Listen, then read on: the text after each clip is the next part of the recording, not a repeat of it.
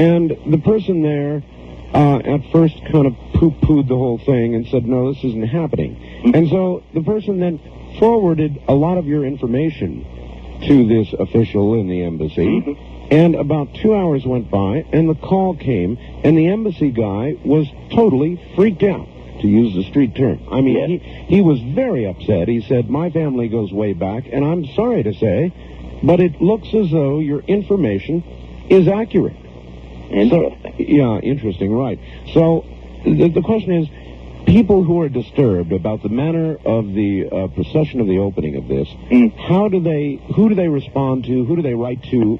How do they become active? Let me tell you that there's been a further development on this, because just today I gave a presentation on this matter after coming in from Japan and before having my nap. I gave a presentation on this matter to the Egyptian ambassador in Washington, and provided him with full documentation and asked him to look into this, and which he promised to do, because my impression is that the majority of officials in the Egyptian government are not fully in the picture about what is happening.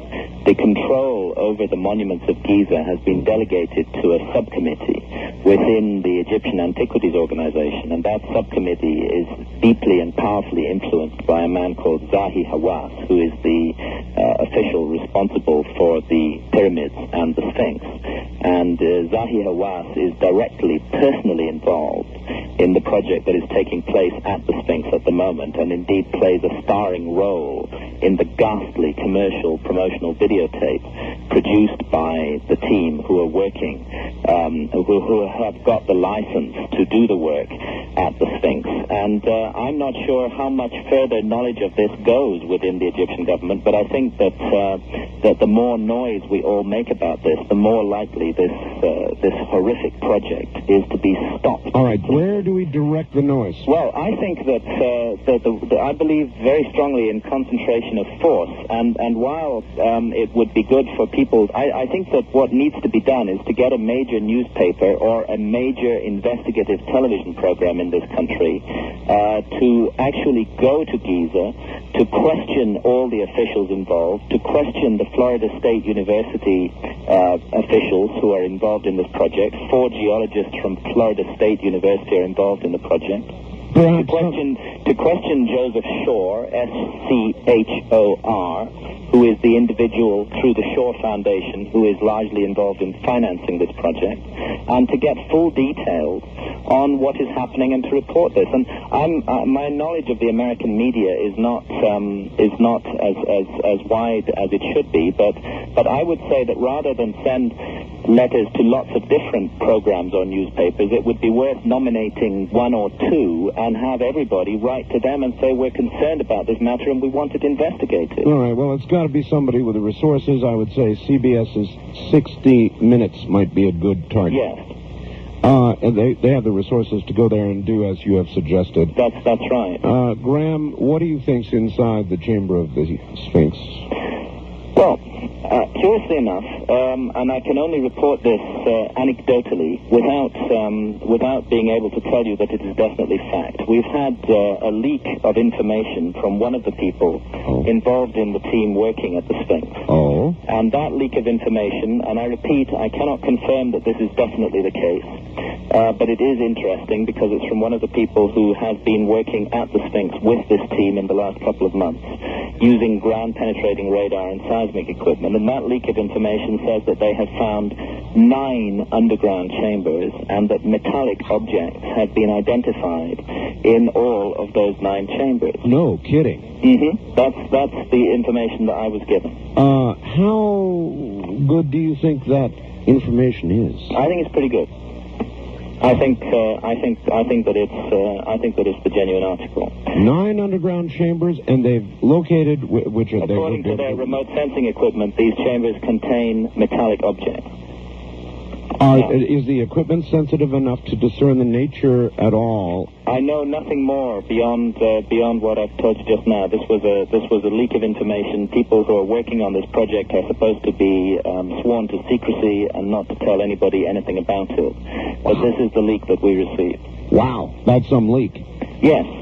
It is, particularly since if we examine the ancient Egyptian traditions concerning the quote-unquote Hall of Records, concerning the secret, the great secret of the gods that they say is concealed at Giza, it speaks of books, documents, records going back to the time of the gods, and it says that this record chamber is guarded by metal statues of curious or strange abilities. On that note, we're at the bottom of the hour. We're going to come back and take calls. Holy mackerel. Boy, am I glad we had Graham back. That's some leak, isn't it? We'll be back with Graham Hancock, author of Fingerprints of the Gods and more in a moment. This is CBC. Big fan of cats. Somebody sent this one line to me that has stuck with me all day today that I absolutely love. It simply says, "Hi, Art. Thousands of years ago, Egyptians worshipped cats as gods. Cats have never forgotten this." That's it. Is that true, by the way? Did they worship cats as gods, Graham? No. No. I think that there's a grave misunderstanding of the nature of Egyptian religion, and this has partly been spread by our Egyptologists who make it their business to try to trivialize as much as possible this extraordinary ancient civilization. Everything about ancient Egyptian religion is symbolic.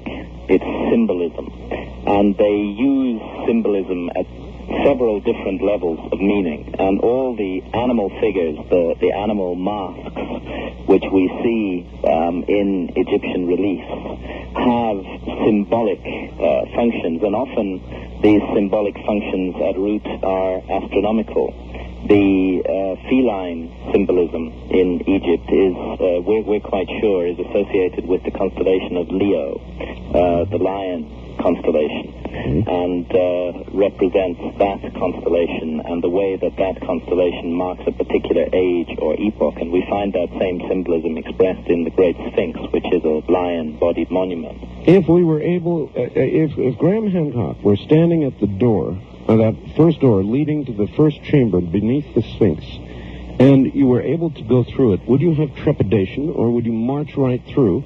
No, I would have immense trepidation about going through it. These places are not meant to be marched into. I do think that they were meant to be found, but I think that what is required is a period of preparation, of careful preparation, and that's one of the reasons, amongst many, why I think that the project currently granted a license by the Egyptian Antiquities Organization at the Sphinx must be stopped forthwith, and the license must be withdrawn, while proper consideration is given to how this matter should be followed up. I do definitely believe that these chambers should be opened.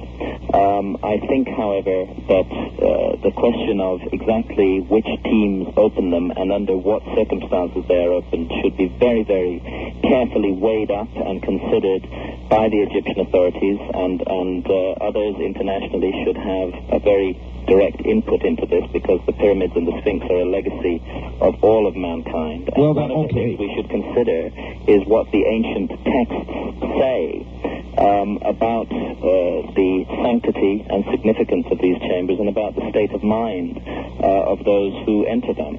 All right. What can you imagine might be there? In other words, maps, machines, religious literature, legacy of mankind type literature. What would... All the traditions of ancient Egypt, which are our only guideline on this matter, and which mean we do not have to imagine what is there, but rather to listen to what the ancient Egyptians say, tell us that this is material of two kinds.